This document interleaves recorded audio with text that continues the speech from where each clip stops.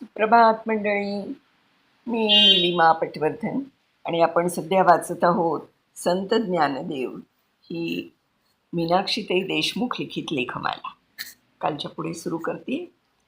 तुमच्या इतकीच मला ही खूप अगदी उत्सुकता आहे की या 4 छोट्या बाळांना पैठणकर कसा काय न्याय देत आहेत. बघूया. या विद्वत महान शास्त्री मंडळींसमोर जाऊन या 4 लेकरांनी त्यांना साष्टांग दंडवत घातली.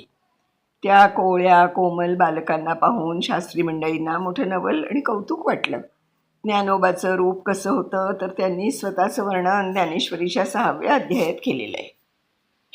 तो कनक चंपकाचा कळा की अमृताचा पुतळा, नानी रासिन्नला गळा कोवळी काचा.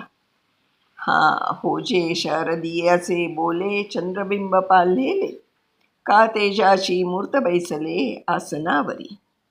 अशी ती 4 रुपडी नमस्कार करताना पाहून धर्माधिकारींनी काय हवं म्हणून विचारलं असता आळंदीहून आणलेलं पत्र त्यांच्या हातात दिलं. इतर मंडळींनी पत्र वाचल्यावर एवढी देखणी मुलं आणि संन्याशाची म्हणून गोंधळात पडले. भानावर येऊन शेवटी धर्माधिकारी त्या भावंडांना म्हणाले, हा प्रश्न आमच्यासाठी नवीन आहे.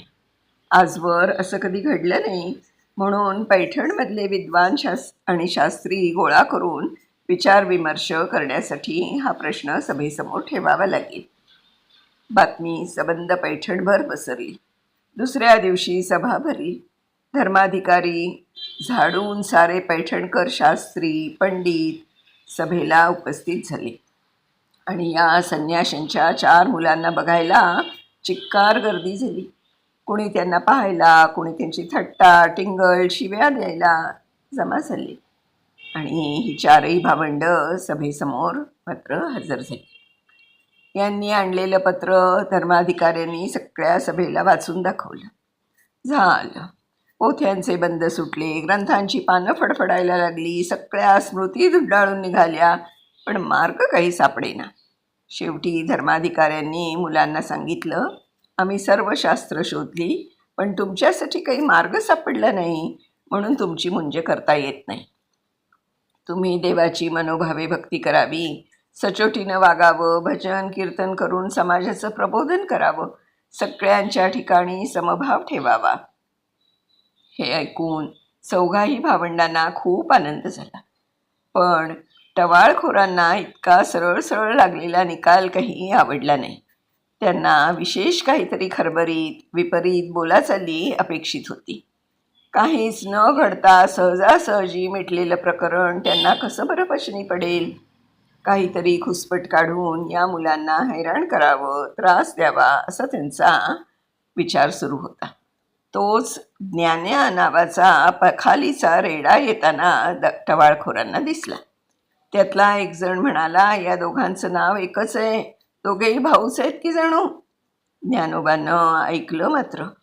तसा तो तेजाचा पुतळा तेजाळत म्हणाला, या रेड्यातील चैतन्य आणि माझ्यातील चैतन्य सर्वात्मक, दोन्ही एकच आहे. तो निंदक उठून पखालवाल्याच्या हातातला आसूड त्यांनी घेतला आणि रेड्याच्या पाठीवर सटासट तडाखे मारायला सुरुवात केली. आणि काय आश्चर्य, प्रत्येक तडाखा रेड्याच्या पाठीवर आणि तांबडा निळा उठावदार वळ ज्ञानोबाच्या पाठीवर. ज्ञानोबाची पाठ सगळी फुलून निघाली. मग मात्र निंदक हादरले. तरी एक जण धीर धरून चाचरत म्हणालाच, हा जादूटोणा विद्या असू शकते. तुम्हा दोघांचं चैतन्य एकच आहे ना, तर मग तू या रेड्याच्या मुखातून वेदमंत्र वदवून दाखव. ज्ञानोबांनी हसत हसत आव्हान स्वीकारलं. ज्ञानोबा रेड्याजवळ जाऊन त्याच्या मस्तकावर हात ठेवून म्हणाले, या भूदेवाची तुला आज्ञा आहे. तू ऋग्वेद आणि ओंकार म्हणून दाखव. आणि अद्भुत घडलं. अत्यंत स्वच्छ स्पष्ट स्वरांसहित वेदमंत्रांचा घोष रेड्याच्या मुखातून सुरू झाला. ओम अग्निमेळे पुरोहितं यज्ञस्य देवमृतविजं होतारं रत्नघातमं. हे अद्भुत आश्चर्य पाहून सर्व पंडित शास्त्री पटापट ज्ञानोबांच्या पायी कोसळले. निंदकांनी स्वतःच्या तोंडात मारून घेतलं. सज्जनांना आनंद झाला. एकनाथांनी म्हटलंच आहे, रेड्यामुखी वेद बोलविला, गर्वद्विजांचा हरविला, शांतिरूपे प्रगटला ज्ञानोबा माझा. आता कुचेष्टा, थट्टा, मस्करी, टिंगल टवाळी मागे पडली. त्यांचा जिकडे तिकडे जय जयकार होऊ लागला. धर्माधिकारी हात जोडून म्हणाले, आम्ही काय आपल्याला पावन करून घेणार? आपण पावन करून घेण्याच्या पलीकडे आहात. सर्व त्रिभुवन पावन करण्याची आपली योग्यता, आपल्याला सर्त करून घ्यायची भाषा म्हणजे सूर्याला काजवा दाखवण्यासारखंच आहे. कर्मठपणाच्या अभिमानानं सर्व जीवन व्यर्थ वाया गेलं. फुकाचा डौल. कशाचे आम्ही शास्त्री आणि पंडित? वैराग्य माहीत नाही, भक्तीची ओळख नसलेले नुसते प्रपंचाचे दास. आपल्याला मुंज करून घेण्याची गरजच नाही, मुक्त आहात आपण. निंदक वंदू लागले. कुचेष्टा करणारे लोटांगण घालू लागले. ही चौघी भावंड जिथे असतील तिथे ही तोबा गर्दी. प्रत्येकाचा आग्रह आपल्या घरी येऊन चटणी भाकर जेवायला यावं. काही दिवस पैठणमध्ये मोठ्या आनंदात गेले. भजनाचा, कीर्तनाचा, प्रवचनाचा, श्रवणाचा आनंद. संध्याकाळी देवळात रसाळ प्रवचन करावं. कधी ज्ञानोबा स्वरचित एखादा देखणा अभंग म्हणावा. कीर्तनाला उभं राहावं. निवृत्तीदादा ज्ञानोबांचे गुरु, त्यांनी समोर बसावं. मागे सोपान मुक्ताबाईंनी टाळ घेऊन उभं राहावं. गर्दी एवढी की मुंगी शिरायला वाव नसायचा. झाडून सारं पैठण लोटायचं तिथे. ज्ञानोबाच्या एखाद्या अभंगात गोकुळातल्या एखाद्या गोपीचं वर्णन करताना श्रीहरी कुठे गेला तो सापडेना म्हणून गोपीची तळमळ व्यक्त करायचे. तर कधी श्रीहरीची वाट पाहणाऱ्या गोपीचं रसाळ वाणीत हुबेहूब वर्णन करायचे. कधी ज्ञानोबानं गोपाळाचं रूपक घेऊन देवाशी भांडण उकरून काढावं. तो गोपाळ देवाला म्हणतो, देवा तू मोठा लबाड आहेस. स्वतः तेवढी चांगली घोंगडी जी सत्वगुणांनी विणलेली आहे, तिला रत्नांनी जडवलेली आहे, 6 गुणांचे गोंडे आहेत, ती घ्यायची. आणि आम्हाला मात्र 6 विकारांनी विणलेली, फाटकी, 9 ठिकाणी उसवलेली अशी वाईट घोंगडी तेवढी आम्हाला द्यायची. ज्ञानोबांनी जणू सगळ्या पैठणला वेडच लावलं. आळंदीकरांच्या समाधानासाठी पैठणकरांनी या भावंडांच्या हाती पत्र लिहून दिलं. काय लिहिलं होतं त्या पत्रात?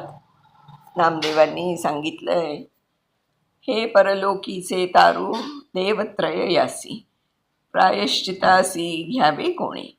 जणू हे तिघेही ब्रह्मा विष्णू महेशच. तेव्हा यांना कोणी आणि काय प्रायश्चित्त देणार? उलट यांच्या संगतीत राहणारेही संसार सागर तरून जातील, एवढा यांचा महिमा. पत्र घेऊन हे 4 बालसाधू बरोबर भक्तमंडळी हरिरंगात रंगलेली गावोगावी भक्तीचा पूर भावित प्रवरातीरी नेवाशाला पोचली. नेवासा गाव मोठं देखणं. प्रवरा नदीला मोठाले घाट. गावात मोहणी राजांचं देऊळ. मोहणीराज म्हणजे महामाया. देवदैत्यात अमृतासाठी भांडण झालं तेव्हा श्री विष्णूंनी आदिमायेचं रूप घेतलं. ती आदिमाया म्हणजेच मोहणीराज. नेवाशाला त्यांचं वास्तव्य.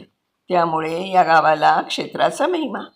गावाबाहेर प्रवरेकाठी असलेल्या महादेवाच्या देवळात ही सर्व मंडळी उतरली. ओघवती रसाळ वाणीत भजनं, कीर्तनं, भक्तीचा रंग जमू लागला.